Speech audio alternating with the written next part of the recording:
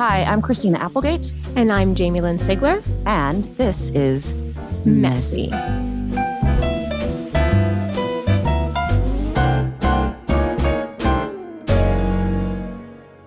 The following message is brought to you by Novartis. Since partnering with Novartis, I have been thinking a lot about when I was diagnosed with relapsing MS. I kept it a secret at first, and that robbed me of the support I really needed. I finally found the courage to open up about it and quickly learned the importance of speaking up. That means making your voice the loudest in the room. You have to find an MS specialist who's the right fit, who makes you feel seen and heard. It's kind of like dating.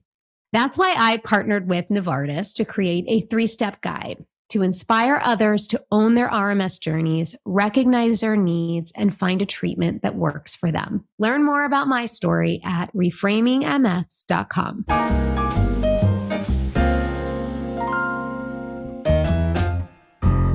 Hi, everyone. Welcome to Messy with my girl, Jamie-Lynn Sigler. We usually talk about our things, our MSs and our stuff, but every once in a while we get to have someone incredibly special to talk to. Mm-hmm. And today I don't even know how to explain this person. He raised me. So if you don't like anything about me, it's his fault. If you do like anything about me, also his fault. Years and years of my life spent with this man, and he's an incredible actor. He's an incredible human being. And this is the one, the only, Ed O'Neill. Hi, Woo-hoo. Eddie. Hi, Christina. Hi, my love. Hi, so nice to meet you, Ed. Nice to meet you guys. How are you today? What's up? What are you doing? I'm good. I had a little workout class this morning that I do once a week. It's called super slow. First, because I'm super slow. That should be my hashtag.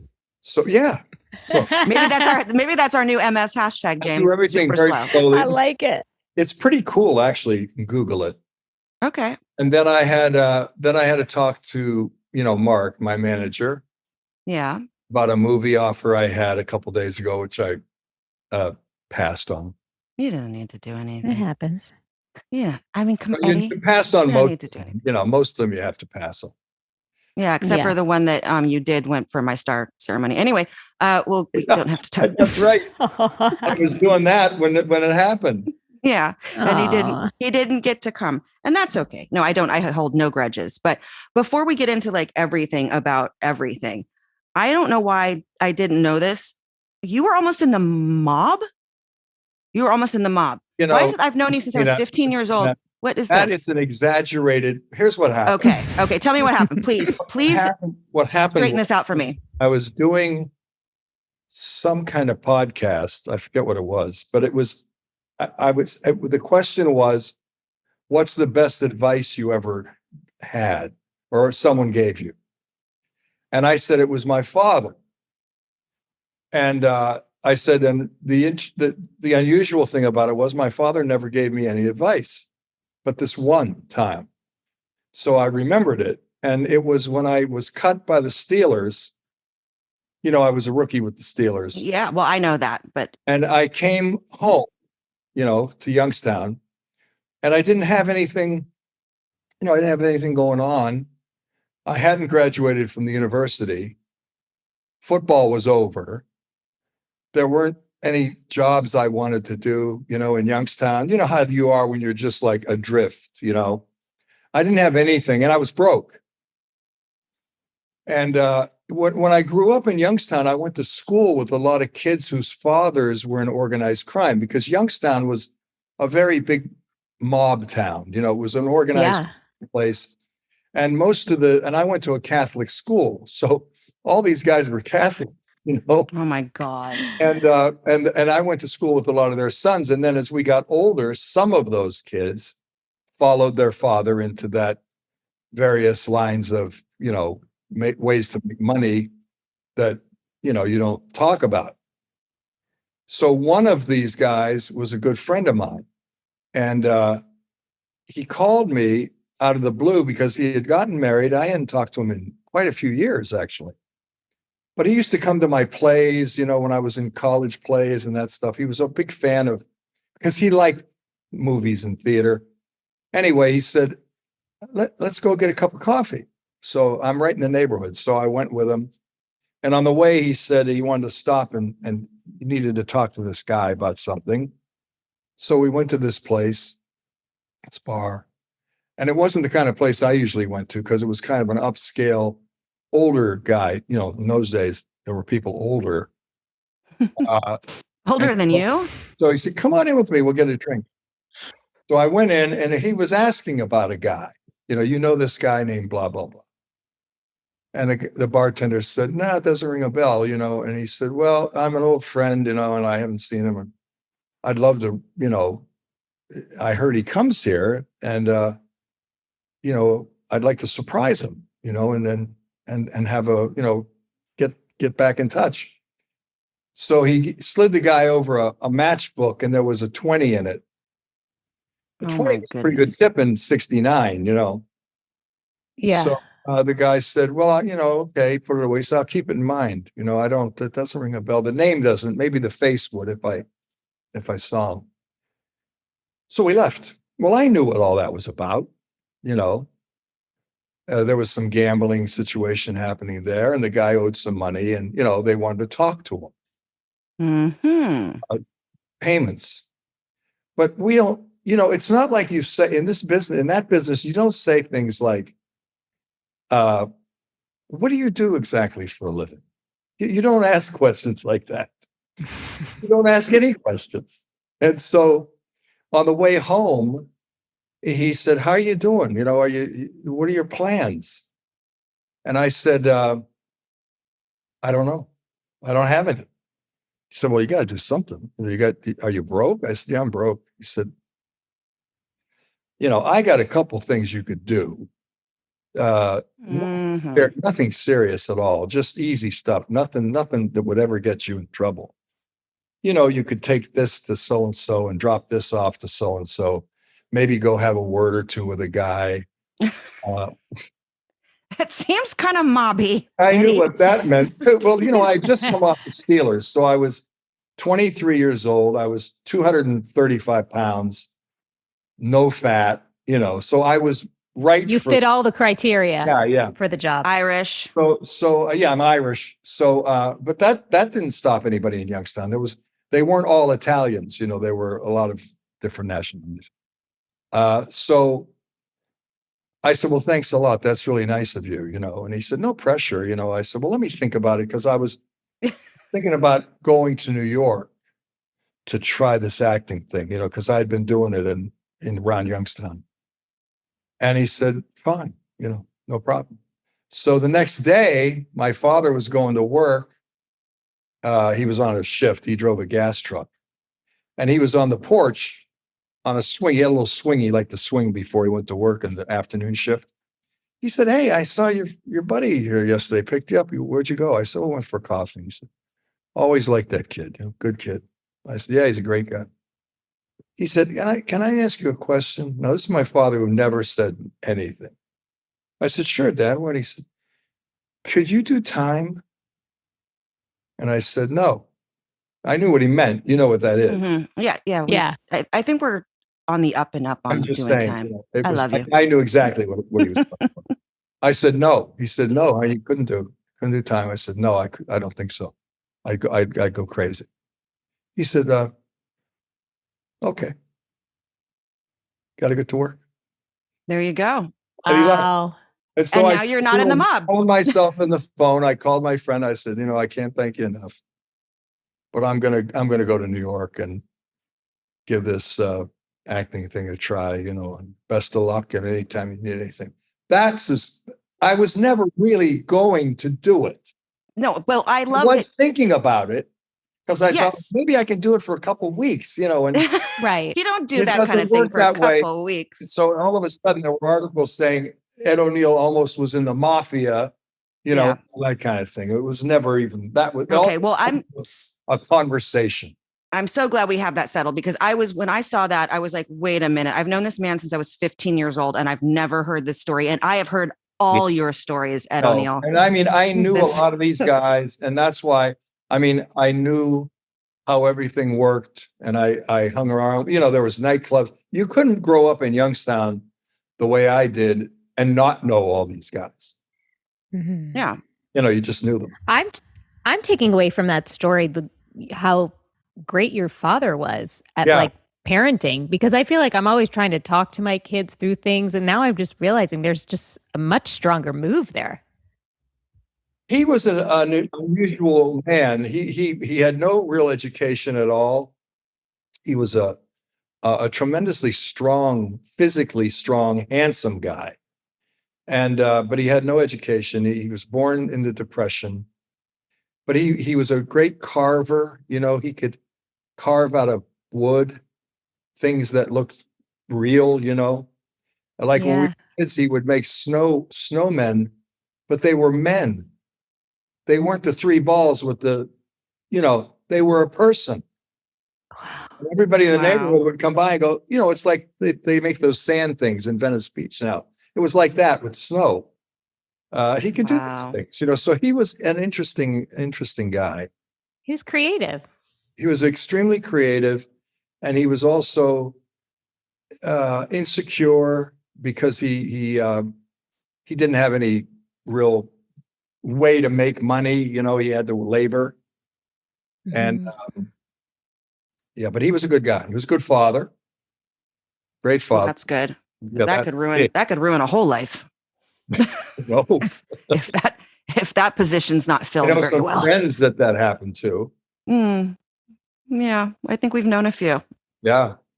I was gonna say, like, I'm always like amazed by you that you like went from Youngstown, Ohio, and like in this blue collar kind of steel town, and all the things that you've said in football, and then ended up playing Kowalski in Streetcar Named Desire in New York.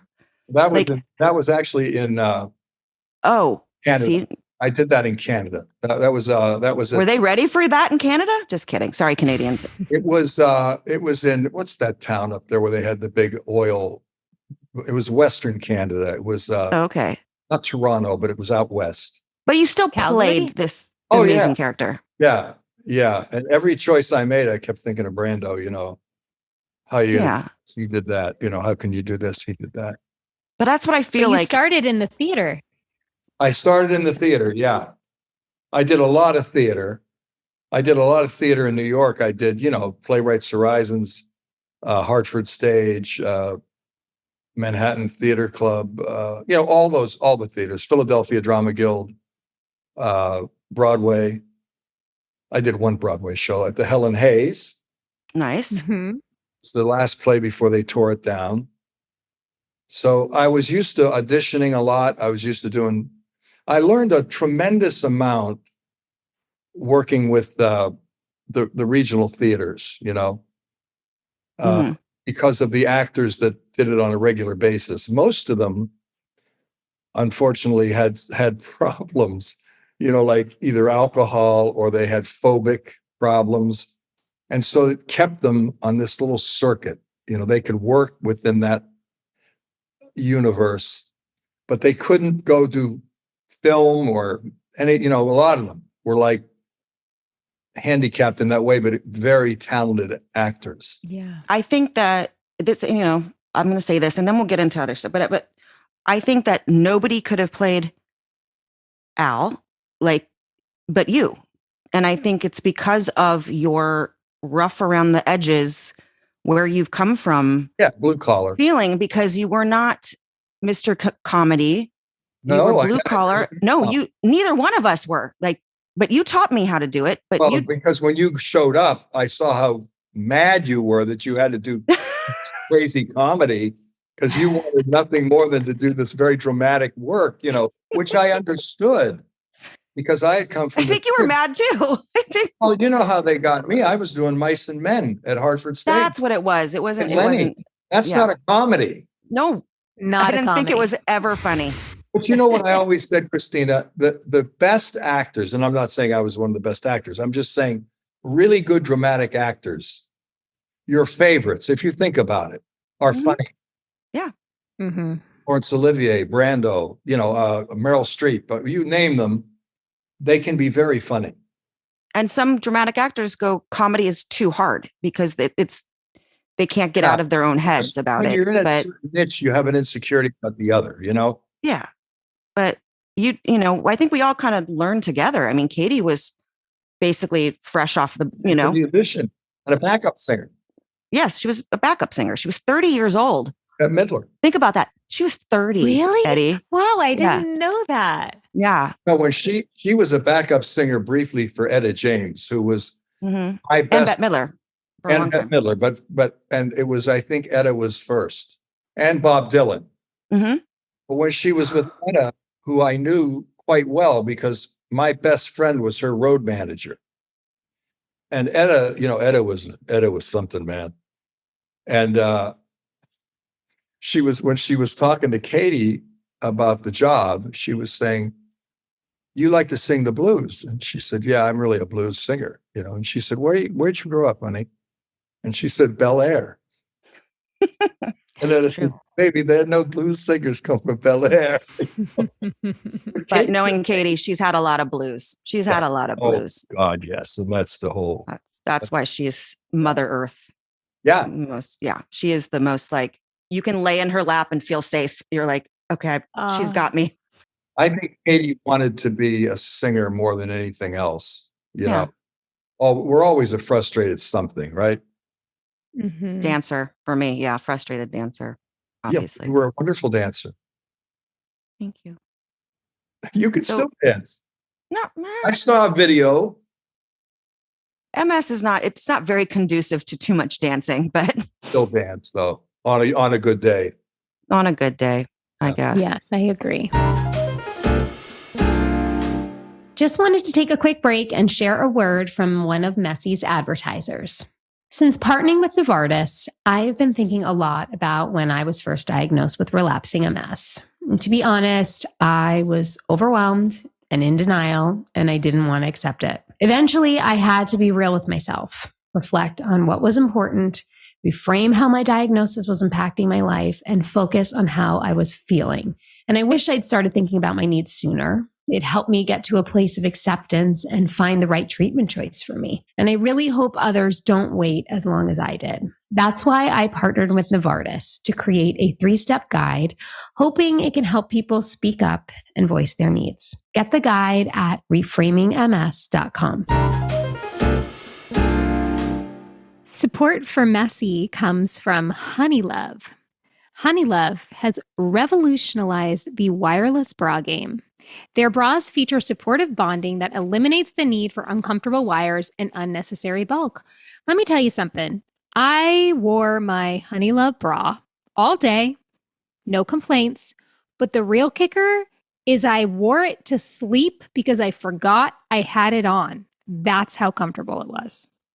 Well, I have to say, I always wear, a quote unquote bralette because many years ago, and I'm going to say this, I'm saying it and we can cut it out. Don't really care. My breast doctor said no underwires, no wire hangers, Christina. So no underwires, very, very bad for the breast health.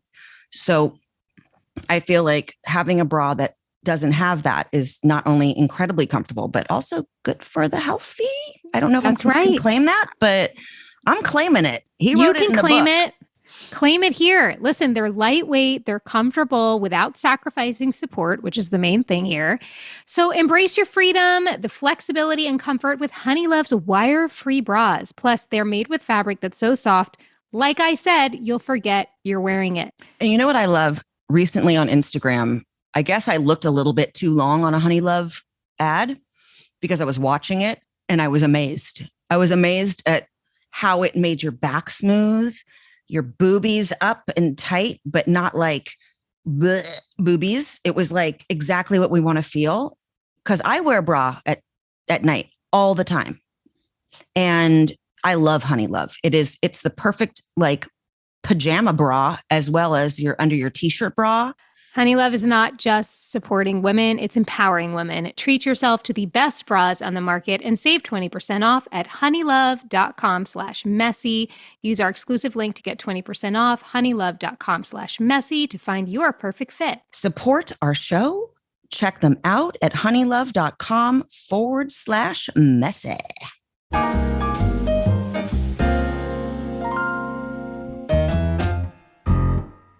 I've known this man, everybody, since I was 15 years old. And I'd like to tell the story of how I came to be on this show, because then I'm sure Eddie's going to have whatever. There was this show, Married with Children. I read it. And as he said, I was a little snot. And I was like, this is toilet humor. And I don't do toilet humor. And it's totally gross. So they hired two other kids and shot the pilot, and it didn't work. And they came to me and said, please just watch the pilot that we did. And I'll never forget putting in the VHS tape of MWC pilot, or what it was called, Not the Cosbys at the time, Not the Cosbys pilot. And my mom and I did not want to laugh. We did not want to laugh. And you came on, you had hit your hand on a cactus instead of the alarm, and you had a bandage on your hand. And my mom and I were like, oh God, it was fucking hysterical. Like, and I hate myself for loving this. And that was it. And then Dave and I read together just as like a formality, and then the rest is history. So that's how you and Katie just killed me, man. Well, I remember that. And, Moye and Levitt were funny guys. I mean, those are the creators of the show, by the way, people. Yeah, they were unusual guys, but they were funny guys. They were very funny How guys. long did it run for?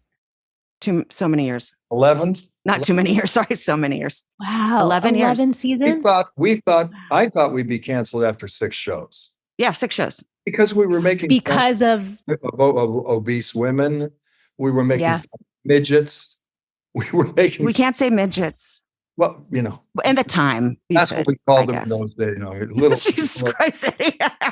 I mean, but also we were on a network that wasn't a network. You had to have literally a coat hanger to get to Fox. It wasn't a network. Yeah. For 3 years. When we went on publicity little tours, we'd end up in some of these TV stations were converted religious channels, and that kind of thing. It was like, they were out in the weeds. Yeah, it was weird. Ever, do anything with this show.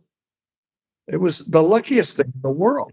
But I remember as a child, like begging my parents and being so happy on the final day when they would let me stay up till 9 o'clock so I could watch Married with Children with my older brothers, because it was the funniest show on television, in my opinion. Stalker, Jamie. I'm sorry.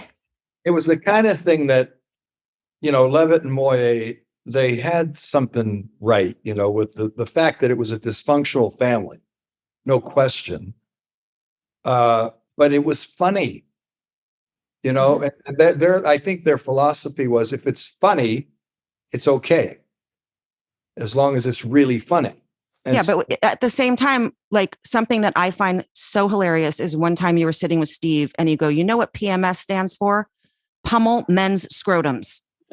And Fox cut that out because it was too. Well, they cut out. You couldn't. They cut an entire episode. Remember the entire period episode? I think it wasn't the period episode. Which one was it? The sex tape? Look at the period episode, the sex tape episode. What other episodes do we have? They cut out where we were going to the Come and Go motel. Yes, the Come and Go. It was not spelled how you want it. Steve and Marcy were going there to spice up their sex lives. And then they talked Peggy into talking me and threatening me to go. So we went, and they had video on the TV, and Peggy turned it on, to, get you going. And it was a tape of our neighbors having sex. They were filming some of the customers. Yeah. And it was banned. And I heard that it aired one time. Yeah. At 3:00 in the morning in Iceland. Yeah. I think I got a 25-cent residual for that one. Yeah. I still get 25-cent residuals. Sorry. I had a bad deal. Now they play it now. It's okay now. No, it's so funny because now I watch TV when I have, and I'm like, it is so much more than what we were doing. Like, we were like Little House on the Prairie compared to the stuff that's on television now, honestly. No, because it's not. But it was smart. Not enough just to be outrageous. it's got to be funny. Yeah. And so if it's funny, like I remember I saw a rerun. Now, while I'm thinking of this, I saw a rerun 2 nights ago, and it was me on the couch lamenting the death of my high school car, the Dodge. My Dodge was kaput, and I was weeping. And David, my son, was sitting next to me, and he said, "Dad, come on, you'll get over it. You'll get a new car." And I said something like, "I love that Dodge more than anything in my life." And there's a pause, and David says, "What about me, Dad?" And I look at him and say, "You need a Q-tip." Oh yeah. Funny. Oh, that's funny. He was always desperate for your love. But it's funny. Sometimes when I'm eating and I really am enjoying the food that I'm eating, you're in my head, and this is for people that love the show, they would know, and you said, "We've eaten, but we've never really eaten," because we were at like a fancy restaurant. And sometimes I literally think that in my head all these years later. It was, and not only Levitt and Moye, that team of writers were funny. A lot of those guys were from Saturday Night Live, the first 3 or 4 years. That's so crazy. I didn't even know this because I was so young. What was it like you coming in there and having kind of built-in children? What was Christina like? I saw what they shot. They shot the pilot. They shot it in such a way, and we do that in front of a live audience, but they shot it in such a way that they could lift the children out of the pilot and replace. That's how important those characters were at the beginning. Just FY. With maybe they knew too. Yeah, it was remarkable how. What was she like back then, and how did she evolve over those 11 years? Because that's a long time. Well, Christina, first of all, was great. She, and most people know this. She's got a photographic memory, so she was just. She knew all the lines before anybody could possibly even read them. She knew them. And she was just a pro. It was great to work with her. It's hilarious. So it was always fun to work with Christina. I, on the other hand, I think over time drove Christina nuts for many reasons. But I always enjoyed that Christina. And Christina thought I could be mean, or I could be. I went through my goody two shoes moment. I was very spiritual. I didn't like negativity. I didn't want to come into a room with it. And it wasn't, I'm not saying that you guys were negative, but sometimes it was, I think I was just trying to hold myself up. And Eddie knows that I went through so many behind the scenes stuff in my life that I was kind of breaking apart. And so for my way of keeping myself together was kind of keeping this armor up. But, he went through everything with me, my mom's cancer and other things that we'll talk about in a later date. I just found out something not a month ago that I had never known about the show. And that was when they were trying to find the Al Bundy character. No one ever heard about me. I was an East Coast actor, a theater actor. And I was out here for a failed pilot. And the casting director had seen me in Mice and Men, visiting his aunt or grandmother.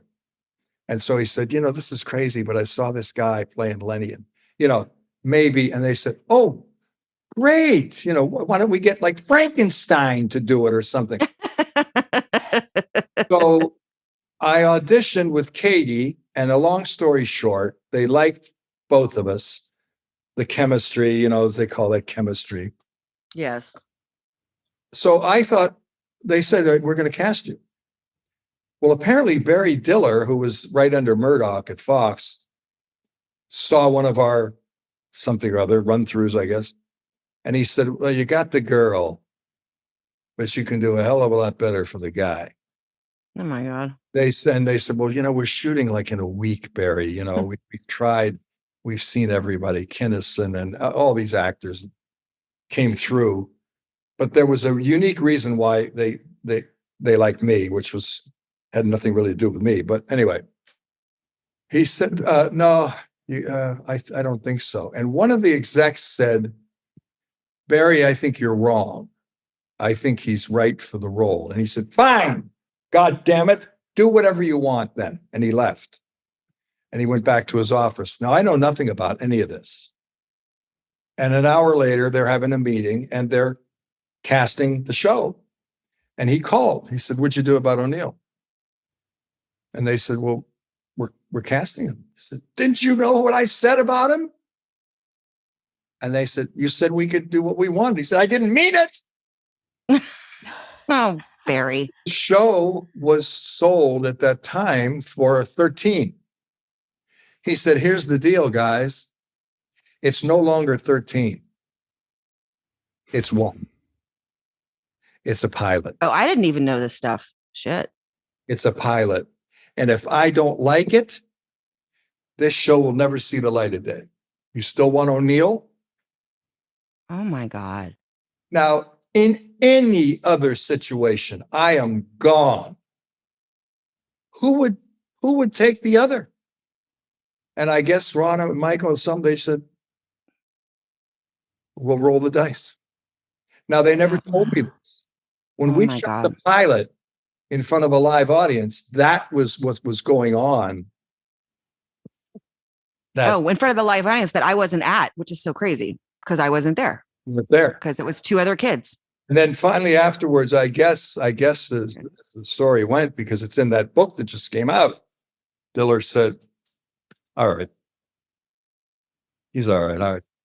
We'll go. He's not all right. There's nobody that could have played Al Bundy but you. Nobody. So I'm just saying that. Much later, when I was doing other things, I was at an HBO party. I think it was even when I was doing Modern Family. He came over to me and said, you know, I made a mistake about you. And I said, we all make them. Yeah. What was that? Yep. Yeah. Oh, wait, can I just say this one thing? Because it really shows to what an incredible mind Eddie is that you told me, Eddie, I think it was you, or maybe it was Ron and Michael. I don't know. When we say Moye and Levitt and Ron and Michael, they're the same people. Yeah. Just so you know, 2 different guys, but same people. Sorry. That when they loved you so much that when you were auditioning or whatever it was, before you opened up the door to do the scene, you just went, That's right. This sigh of having to go into his house and having to deal with his life. And they had seen anyone do that. The scene was I came home from work and I hung the jacket up on the door, and then I faced my wife and the kids and the dinner time. And I just went, yeah. And Moye said, he's got the part. That's it. Oh, wow. I never said a word before I said a word. Now that was just me imitating one of my uncles.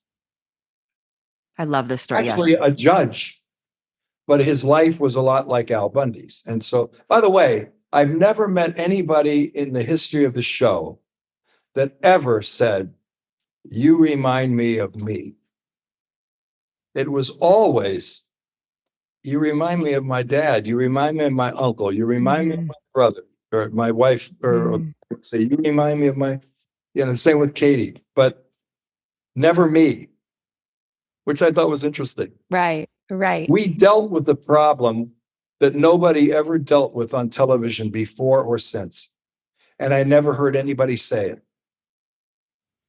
The fact that over time, you may not want to have sex with your partner. Nobody, even in Roseanne, when John Goodman and they would get in a fight, when they would make up, they would run up the stairs as fast as they could to leap into bed. And I used to hear Ron Levitt go, yeah, right. You know what I mean? And so nobody else ever did that. They would never broach that universal problem. Mm-hmm. Mm-hmm. Yes. Yeah. Well, there you have it. Another thing I have to say before, I know Jamie has so many questions that she wants to ask me, but I find myself I'm so stressed out. I have been for so many years that I find myself that when I'm laying in bed, someone could pull the pillow out from behind my head and my head would still be sitting up. And there was an episode where Peggy pulls the pillow out from underneath him and he's asleep, but his head is still up from the bed. Like I used to so actually tense. do that. I used to actually watch TV on the living room floor with my head off the. I don't know why I did that. I think it was because my body was bigger than my head. I think it's a stress thing too, because I'll be asleep and you could literally pull the pillow and my head will be sticking up like. It was such a perfect moment because there was no dialogue, there was nothing, and it was just her taking the pillow out from behind you. One of the shows I loved that we did, Christina, was the one about the magic and the ball, the gypsy, and the crystal ball. Remember when we had I had the con with the hotline to doing your fortune telling. Oh, vaguely dancing to the music, you and I. Why can't I remember this? That's so weird. That it was.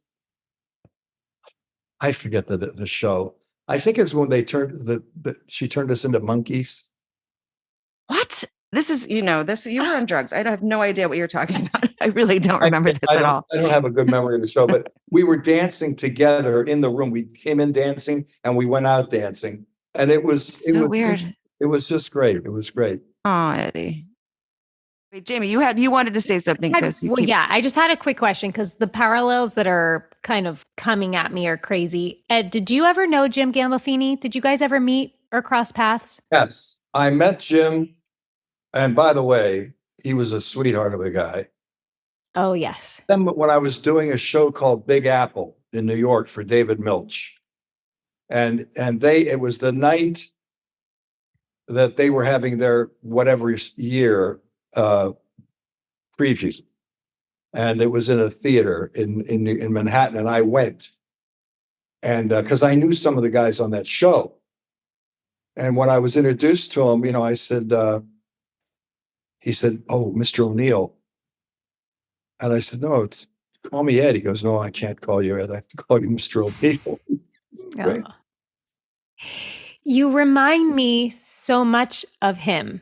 Because I think to play the men that you guys played, could be obnoxious, abrasive, aggressive, but you both possess this sensitivity and access to emotions and like a safety that you create. And I just also think the parallel, the fact that like Christina and I were both 15 on a show, mine was for 10 years and had these men play our fathers that were significant figures in our life is just very cool. But just watching the two of you and listening to you talk, it's just warming my heart because you remind me so much of him. Well, thank you. That's a real compliment. Yeah. He was a wonderful actor. Yeah. I actually worked with him and he played my dad in a movie. And that's right. It was a comedy. And James had to step out from some stuff, and he was hilarious. Like yes, he does remind me of you. Like, you guys, personality wise, I know you so well and I know who you are. And it's so unusual. But it was like these like tough blue collar guys, like from this like backgrounds, same. Played football in college, like all the same. There was an actor, and God damn it, I can't think of his name. He was a really good actor. And he was a regular or recurring on Sopranos. And we had him as my boss in Big Apple. And we were shooting a scene where my sister was dying in Queens. And so I was on call. I had to be notified I was going to run to Queens. And the phone rings. And it's her. It's them. The nurse saying, "You better get here."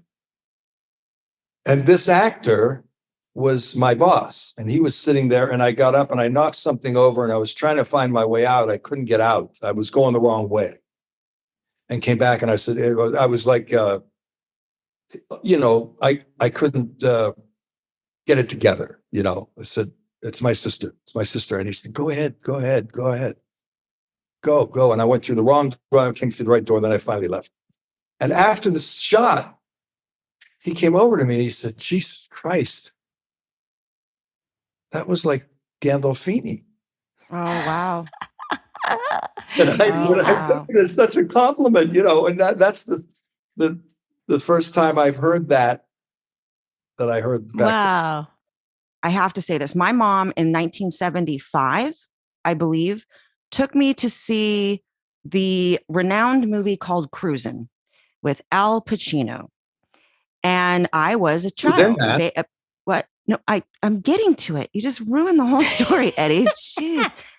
And so this movie was not for someone of my age. I was probably 6 or 7 years old. And it was about a cop who goes underground to the S&M gay clubs in New York, where there's a man going around and murdering other men in the S&M clubs. Yes, my mother took me to this. And she says to this day, well, I didn't know. I just loved Al Pacino. I said, okay, whatever. So there's this cop in the movie, and they're interrogating this guy, and the cop goes, put your fucking balls in the sink. Put your fucking balls in the sink. But put your fucking balls in the sink, and if they don't float. Yeah. Guilty. It was Ed. Yeah. Bill Friedkin directed that. Yeah, but I just remember seeing that. In fact, that I remembered that dialogue. Like, you made an impression on me back then at 6. I was like, anybody would have. Well, I knew then with science that if the balls sunk, we knew that he was the killer. You're guilty. Yeah, this is the kind of stuff my mom took me to, but Eddie was in it. When we arrested, as an undercover cop, I had the job. We broke into this little room where he was in with the guy. We interrupted before he had sex because he wasn't gonna, have sex. And then I had to shove him on his stomach. He was naked. And Al was naked, and I had to handcuff him. Well, I'm not an expert at handcuffing, but they would pull the camera back. But he wanted me to handcuff him. Well, in the dark, and he's on his back, and he's jumping around on the mattress. My hands are all over his ass and his. Like, I'm mortified. I just got to get out of the scene. But I was in that. If you see the movie, you see that. Oh my God. Oh my God. Now I gotta watch it. I gotta add it to the queue. Cruising. Yeah.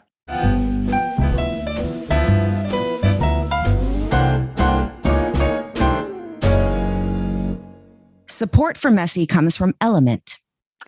LMNT is a zero-sugar electrolyte drink mix born from the growing body of research revealing that optimal health outcomes occur at sodium levels 2 to 3 times government recommendations. So each stick pack they have delivers a meaningful dose of electrolytes free of sugar, artificial colors, or other dodgy ingredients. It's formulated for anyone on a mission to restore their health through hydration. And it's perfectly suited for athletes, folks who are fasting, if you do keto, low carb, whole food, or if you do none of that and you're just like us. I love them. They come in these individual little packets. You can just throw them in your bag, throw them in any water. I'm very into the flavors, by the way. And don't be confused, because LMNT is spelled LMNT. Thank you. Like the fancy way of saying LMNT. That's right. It's LMNT. Who needs a vowel? You don't. But you know what? For the Olympics, it was the exclusive hydration partner to Team USA. I'm not surprised. Weightlifting and many Olympic athletes. I'm not surprised. And high-performing business leaders or quote-unquote executive athletes drink LMNT as part of their daily hydration routine. Moms, exercise enthusiasts, heavy sweaters, sauna sitters, anyone. Navy SEALs, Jamie. There you go. Well, Navy how could I forget SEALs. those guys? FBI sniper teams. Come on. My gosh. They're up Everyone. They're snipering and they're like, I'm thirsty. They're hydrated is what they are. So join these fabulous people and get your free LMNT sample pack with any purchase at drinkelement.com/messy. Also try the new LMNT Sparkling, a bold 16-ounce can of sparkling electrolyte water.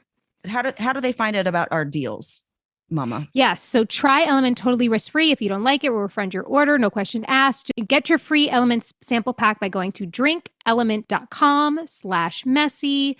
That's drinkelement.com/messy. And don't forget, it's LMNT. Support for Messy comes from OneSkin. Do you know what I found out? That your body starts accumulating, they're called senescent cells, as early as your 20s. Do you want to know what senescent cells means? They're called zombie cells. And these asshole cells basically stop producing collagen and hyaluronic acid like they used to, and they start secreting an inflammatory substance that makes neighboring cells dysfunctional too. This is so unfair. But there is an answer for these zombie cells, and it comes from our friends at OneSkin. Founded by an all-woman team of scientists, OneSkin is the first and only skin longevity company to target cellular sustenance, a key hallmark of aging with their propriety. OS01 peptide, OS01 is scientifically proven to decrease lines and wrinkles. You get a wrinkle. She gets a wrinkle. Not anymore. Not with this brand. It boosts hydration and helps with the thinning skin that often comes with age. They've got over 4,000 five-star reviews for their full line of face, body, sun, and travel size products. And for a limited time, you can try OneSkin for 15% off using the code MESSY when you check out at oneskin.com. With OneSkin, your skin can stay healthy, strong, and hydrated at every age. I have been using their serum, and I've noticed such a difference in my skin. I really love it. It's their OS01 peptide. It apparently reverses skin's biological age. Okay? That's what we're all wanting, right? That's crazy. OneSkin is the world's first skin longevity company by focusing on the cellular aspects of aging. OneSkin keeps your skin looking and acting younger for longer. Get started today with 15% off using code MESSY at oneskin.co. That's 15% off oneskin.co with code MESSY. And after you purchase, they'll ask you where you heard about it. Please support our show and tell them we sent you.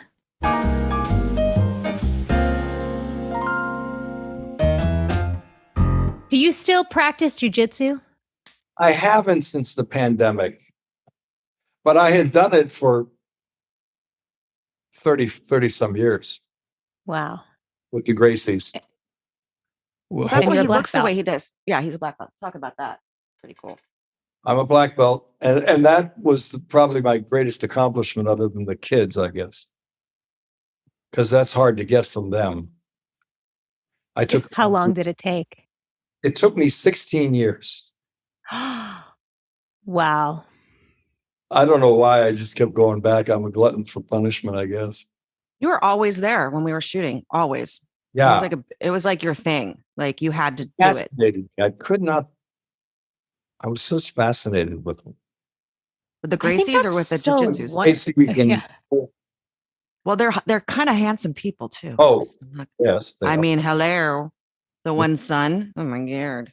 They're all pretty good looking. Good looking boys. Does jiu-jitsu have a lot of metaphoric, like life lessons in it, like a lot of martial arts tend to have?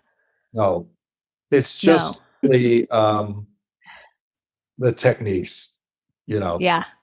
They don't go in for the spiritual side of it, although they're kind of spiritual family. But they never talk about that stuff. I don't even know where they stand on that. They have a diet that most of them adhere to. And they're just, they're more like a samurai family. Like ninjas or something. Yeah. Kind of, they have an aura about them that's interesting. When I was in Jamaica, we went on a cruise. It was called the Jiu-Jitsu Cruise. Oh and my God! We had part of the ship, and we train outside on the top sport deck. It was really fun. And we when you pull into Jamaica, how those cruises are. You have like 3 or 4 hours to go in and buy something, and then sales. Well, in Jamaica, when you come off the boat, you're out on this long dock, so you're walking in towards the beach. And they got to have 100 Jamaicans, with the Rastafarian thing, and they're selling everything. And so we got off the boat with the tourists, and there were about 15 Brazilian black belts on the cruise with the Gracies. And we all got off the boat. I wasn't a black belt at the time, but I was with them. And we're walking down the pier, and these guys they're just swarming the tourists. It's like the tourists are being abused almost. They walked right through the crowd. Nobody approached them. Nobody said a word to them. They just went right through. And when I got to the beach, I said to Jorge and Gracie, I said, what happened there? Why didn't they try to sell you something? He said, they know. Third world. We're from a third world country too. Therein lies the lesson right there. They don't bother with us. They know that they'll just take them. You tried to show me like some moves back in the day. It's some choking out stuff. Like, it's not like, it's like just choke out and down and you're done and you're over and you're gone. Like, there's no like, oh, it's like, but then I get confused between Krav Maga and Jiu-Jitsu. And that's just my ignorance because, well, Krav Maga is the Israeli fighting self-defense. Right. I mean, I know that now, but I think that sometimes the verbiage gets me confused. But the Krav Maga, no, it's more like headbutting and elbows and knees and to try to just get out of it quick. The jiu-jitsu is more of if you're somewhere where you have a little room and you take more time. Like, jiu-jitsu is good for somebody. It's very good for women, by the way, because you don't have to be necessarily strong or fast or young. You can be smaller, slower, older, bigger, smaller, disabled. You can still defend yourself because of the leverages and the energy saving system that it is, the breathing and positioning. So it's quite. Do you think it served? I mean, it probably did. I can also, especially as an actor, like to have something else that you can have a passion for and like work hard at, and any kind of discipline is important. And I'm sure that especially during you saying you started it when Married with Children was in the beginning stages of it. I started it when I was 40. And I'm 77. So math. We don't do math, but I love you. 7 years. Okay. But I have rolled in 4 or 5. So I did it over 30 years. Yeah. God, I just remember the first day I came in there. I remember what Katie was wearing, and we're going to have Katie on the show too, but the two of you just blew my mind. She was just so sexy in these jeans and this white t-shirt. And you were just like, and I was just so intimidated to be there. But I wanted to ask you this. This is really important to know. Julie Bowen or me? Oh my God. You mean for daughter? Favorite daughter. You don't have to answer that. It's fine. I'm in this new, like, whose favorite am I to everyone that we talk to? First of all, you're completely different people. Yes. And secondly, though, the thing that you both have that I really like is good hearts. You're good-hearted, and Julie's very good-hearted. She's a little crazy energy, but she's good-hearted, and I love that about her. I know you love her. I would never ask that. Actually, I was doing jest, but I see her at. We belong to the same tennis club, so I've seen her up there. Not that I'm playing tennis right now, guys. She's a good person. She's a good egg, but.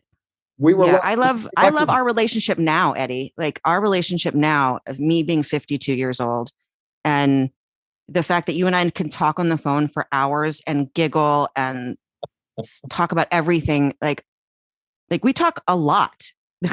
I talk to you more than I talk to anyone else on the telephone. I really do. I know, it's fun.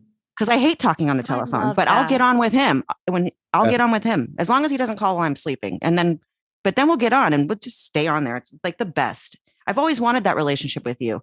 I think because when I was so young and I was going through all my shit and I was such an asshole sometimes, and I was so like kind of took myself out of the group a lot because I had to, whatever. But I wanted to be part of the group on the couch laughing. And oftentimes I didn't have the personality for it, or I was going through my own stuff and I wouldn't insert myself there. And I loved watching you guys laugh, but I couldn't be there. You and Dave and Katie. And now I'm like, you're like my best friend. I never thought that you were going through that. I mean, I knew you had some, relationship things and other things, but nothing. I never felt that way about I always thought you were part of the group. I just kind of shut myself out. It's like, it was my own stuff. It wasn't you guys. It was me. Well, not feeling that I fit in. Everybody changes over time. And I was like really like into like, we don't say these words. And, I was so good, like no cussing. I was like really weird for a while. Wow. Really? No, I know. Yeah. No cussing, no negative speak. Fuck that. Right, guys? Fuck that. Well, I've cussed since I used to not cuss because my father told me not to. And then I heard him say cocksucker one day when a dog ran out in front of the truck. Mm-hmm. Oh, I didn't, that was a mistake. And I thought, no, it wasn't. Yeah. I learned how to say cocksucker in preschool from a kid named Nathaniel Kunkel, who was Russ Kunkel's son. Russ Kunkel, the famous drummer, which you guys might not know, but Russ Kunkel is like one of the most legendary drummers in the world. I went to preschool with his kid, and he taught all of us how to say cocksucker. And so there we were at 4 years old, coming home going cocksucker, cocksucker, cocksucker, cocksucker, cocksucker. So it's a good word. Love it. It is when used appropriately. Yeah. I mean, I think you can abuse anything. But I like a little bit of salty language. I think it adds to things. You're a salty dog, Eddie. There's nothing that is more expressive than a good, a good cuss. Yeah, I think it's good. Now, what are you doing? You don't have to do diddly squat, but. Well, I've got that mini series. It's about that scandal on the LA Clippers. Okay. And that's the one that you were doing. I was doing the owner that time. I think it's good. I think it's a very interesting, and I think if it's, I think fly on the wall kind of thing, people will like to watch it. I can't wait. Yeah. How proud are you of Christina and the person that she is? Oh, of course, I'm very proud of Christina. Remember when I went and saw you in the show you were doing, and I surprised you when I snuck in and knocked on the. Where have you been, young lady? Yep, that was Jesse, and we hadn't seen each other since we had wrapped Married, so it had been a while. And I was on this show called Jesse. Yeah. On some channel. It had to have been NBC because it was by the people that did Friends. Yeah. And they surprised me with Ed. I went to the door and knocked, and it opened, and it was Ed. And I burst into tears. And I think it was like this moment of appreciation for Eddie that I think we had to kind of step away from all of it to like I missed you. When I saw you, I really got chills and I cried because I love you so. I'm going to be stupid. I love you so much. Like, you're such a huge part of who I am. Well, that's the way the business is. You work so long sometimes with people, and then one day it's over. And then, I'm going to call you and we're going to do this. And you're going to, at first you think that's going to happen. And then, it happened for me with Modern Family. Everybody was saying, oh, we're not going to, we're going to keep in touch constantly. And I thought, no, we're not. Oh, it is, because life takes you different ways. And it's really interesting that you, Dave, and Katie and I still do. Yeah. It's beautiful. That's so special. Not a lot of time goes by without someone checking in with someone. And, Eddie and I, like I said, he and I are the only ones that talk on the phone all the time. Katie has come over and laid in bed with me. Dave, I see Dave a lot. Our kids went to the same school for a bit. But you're my family. You really are my family. And coming from being a little kid and growing up from being 15 to 24 years old with these people, you hold a huge part of my heart in my. See, now I'm being all periody, and I don't have my period. I'm in menopause. I hold you to a higher esteem than I do anybody else. Eddie. Well, a lot of that I think is because, when we started out, nobody knew who we were. Maybe they knew Katie a little bit because Katie had done that show with Mary Tyler Moore where she was that salty secretary. But nobody knew me. Hey, man, I had been on Growing Pains and Silver Spoons and Family Ties. More well-known than me. But what I mean is the show itself wasn't expected to make it. I always call Fox's shock troops, like in the war. they would put the first assault group on the beach to get mowed down. Then they eventually the third or fourth would make it through. And I thought, well, we're that first wave, we're going to get mowed.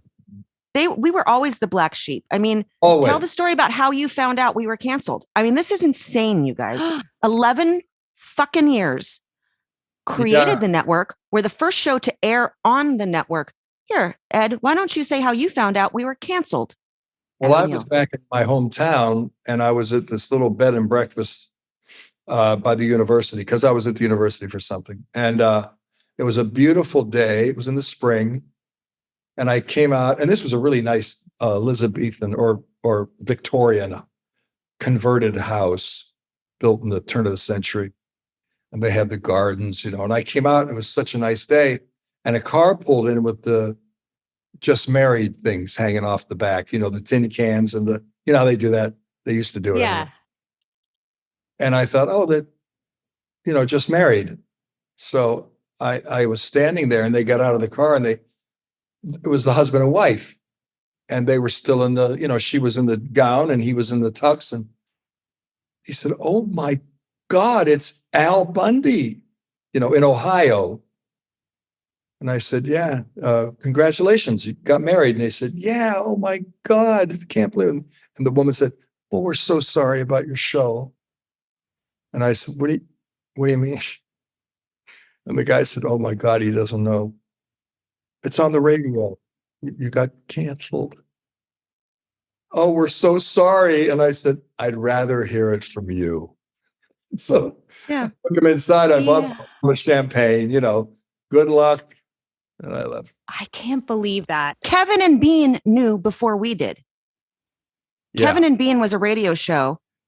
I found out from a guy who knew a guy who worked for my assistant at the time. That's how I found out. They never called us. They never told us we were canceled. They called me. They never called me. 6 months later, they wanted me to do, but I won't mention the guy because, I used to get Christmas cards from him for years. 11 years, not a word, no gifts. I said, I thought the Golden Girls got Mercedes Benzes when they did their last show, which they did. He said, oh, Ed, do you think we'd let you go without wonderful gifts? I said, oh, they're coming after 6 months. Yes, of course. I said, well, let me give you a helpful hint. I've got steak knives. And he said, oh, you're so funny. Good for you. Never got a gift. Never got a thing from them. I never got a gift. And also I don't get residuals. So, they don't. Yeah. People are always like, no, I don't get anything. I get them, but they're not big. I get like $1 every once in a while. No, I'm not kidding. Well, like that's why these relationships in this business are so important and so valuable, because of the other ways that you can just feel discarded or where you feel like those relationships didn't mean as much as you expected them to. I think that we should have had a last episode. We should have been gearing up to a moment to say goodbye. I had it all set up with Moye and Levitt. What was it? Oh, we all died or something, right? Well, no, I don't know what it was about, but they were going to do it. They wanted to do it, Oh, that's right. You were going to bring them back for it because they had left. Because I ran into Bernie Brillstein after 3 years on the show. And Bernie Brillstein was this legendary manager. Mm-hmm. And he had a meeting, and I was with ICM, and then Jimmy Wyatt ran ICM, and he was friends with Bernie. And I had a meeting, and there were like 12 people in the room, and they pitched how wonderful it would be to be with Bernie. And they had Saturday Night Live and all those shows. They also produced, which I thought was kind of interesting, So I said, let me ask you a question, Bernie. Why would I want to go with you? I mean, I've got an agent. I've got a show. What's the upside? He said, well, that's a good question. He said, would it interest you to know that your next door neighbor makes more money than you? Oh, yeah, that would interest me quite a bit. Long story short, he said, look, kid, you come with me. I'll teach you the business. You'll make a shitload of money. and you'll have a lot of laughs. Hmm. I said, where do I sign up? He said, right here. Oh, he was a great guy. Never signed a piece of paper. Never signed anything with him. He was one of the original producers of Sopranos too. Yes, and they had many shows. Gary Shandling, Yeah. you know. Yeah. Yeah. All Saturday Night Live. I love that story. So it was interesting because when I was negotiating after the 8th year for Married, which was a big negotiation. Do I want to hear any of this? No. What happened was they made their best and final offer. You know how they do this. Now, if I wasn't Bernie, I would have needed to have been sedated, you know, during this time, because they had a lawyer following me around, that Pelicanos, who went to prison. Okay. For like, you know, is he playing handball? He's supposed to have a bad back, all that stuff that they do. He'll never work again. He's breaching the contract. Long story short, Gary Lieberthal was the head of Columbia at that time. And I was with Bernie in the office and he called in. This is in Bernie's book. The last offer, Bernie said, Gary said, doesn't he love it? I mean, he must love it. It's so much money and it's just great. And Bernie said, that's so happy. He said, he doesn't like it. He doesn't like it. What can I tell you? And so Gary screamed top of his lungs 3 or 4 times. What the fuck does he want? You know, 3 or 4 times. And I was like, oh my God. And Bernie said, here was his answer. I don't know, Gary, what he wants, but I think I'll know it when I hear it.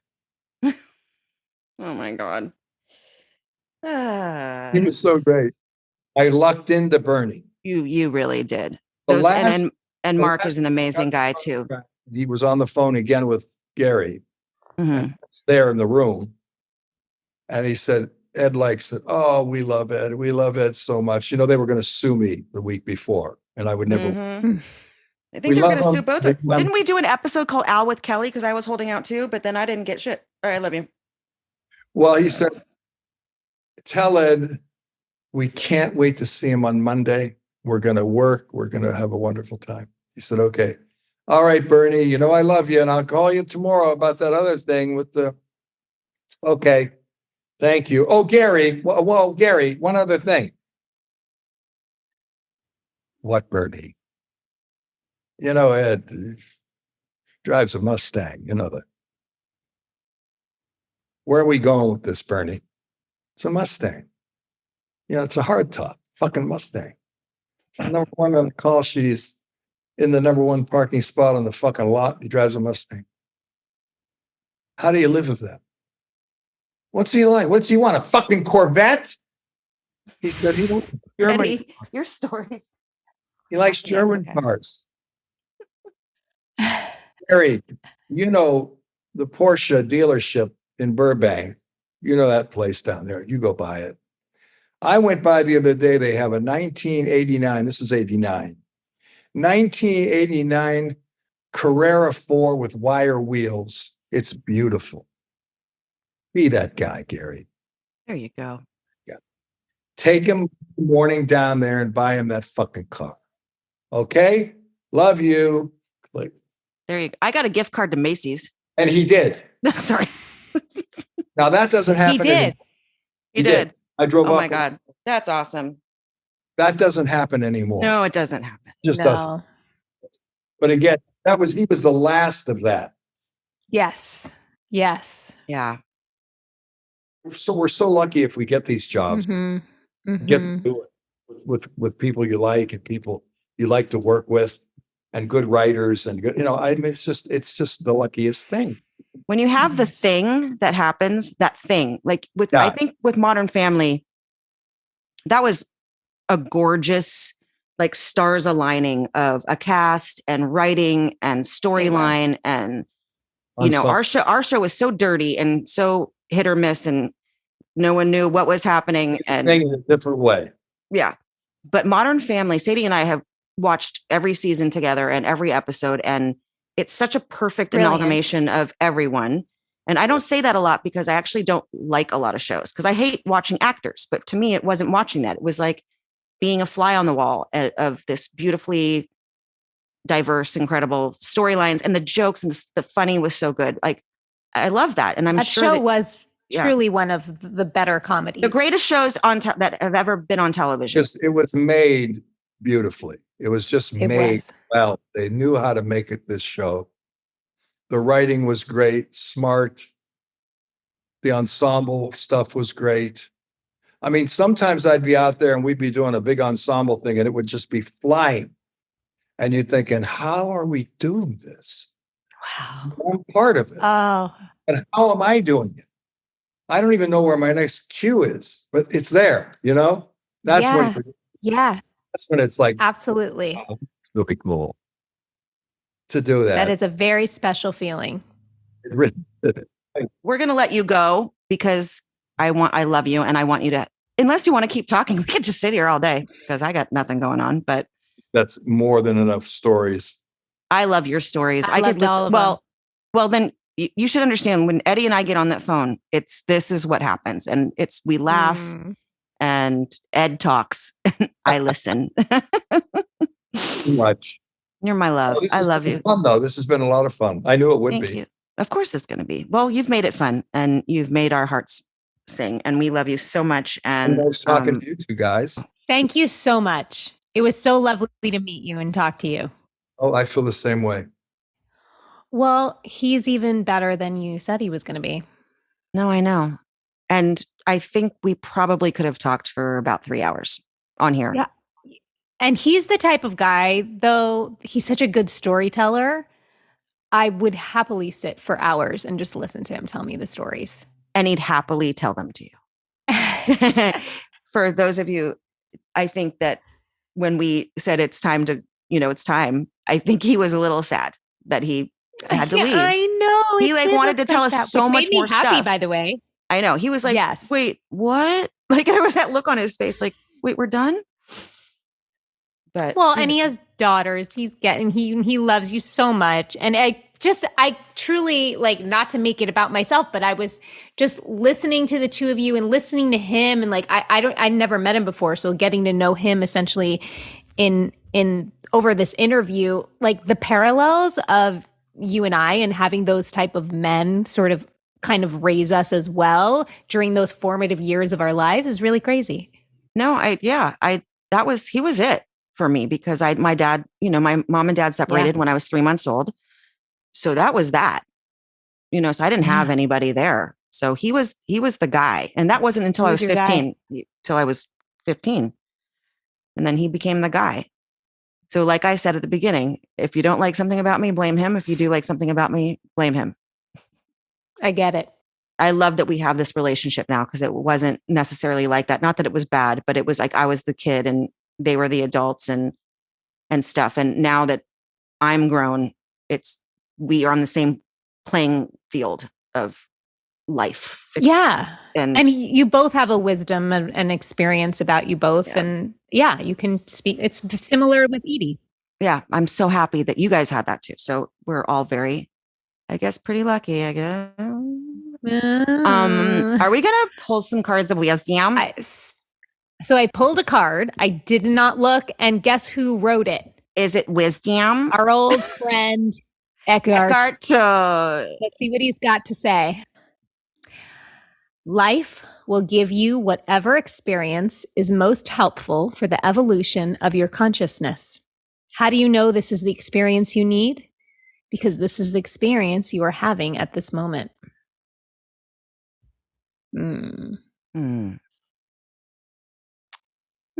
I know you don't like it when I say it, but I believe it. As hard as this is for us, I know that I know, but I do believe it's for us in a way. Yet to be revealed, maybe, but.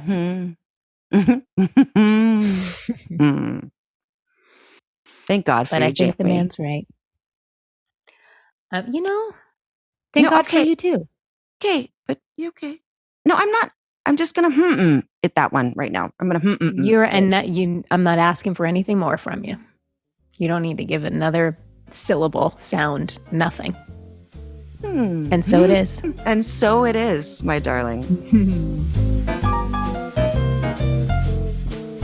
This show is executive produced by Christina Applegate, Jamie-Lynn Sigler, and Allison Bresnick. Our audio engineer is Josh Windish. And if you want to show us some love, don't forget to leave the show a rating or review.